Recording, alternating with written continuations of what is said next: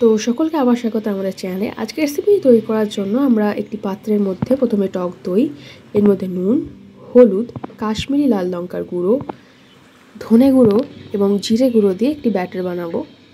এরপর আমরা তরকার জন্য একটি ফ্রাইং প্যানে প্রথমে তেল, সর্ষে, কাঁচা লঙ্কা এবং কারি পাতা দিয়ে আমরা এটিকে ফ্রাই করে নেব ভালো করে। এরপর আমরা যে পেস্টটি বানিয়েছিলাম ওর মধ্যে আমাদের এই মিশ্রণটি দিয়ে দেবো, দিয়ে ভালো করে আমরা এটিকে মিশিয়ে নেব।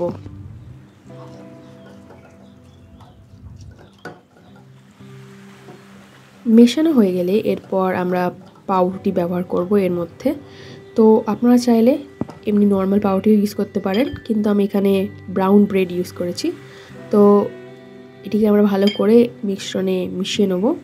অ্যান্ড দেন আমরা এটিকে প্রথমে ফ্রাইং প্যান আমরা ওর মধ্যে তেল দিয়ে গরম করে এক এক করে আমাদের ব্রেডগুলিকে ভালো করে ভেজে নেব।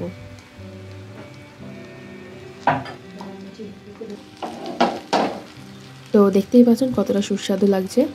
বাড়িতে ব্রেকফাস্টের জন্য এই রেসিপিটি অবশ্যই ট্রাই করতে পারেন। যেমনি দেখতে সুন্দর এবং খেতেও অনেকটাই সুস্বাদু। তো আজকের রেসিপিটি এইটুকুনি, দেখা হচ্ছে পরের ভিডিওতে।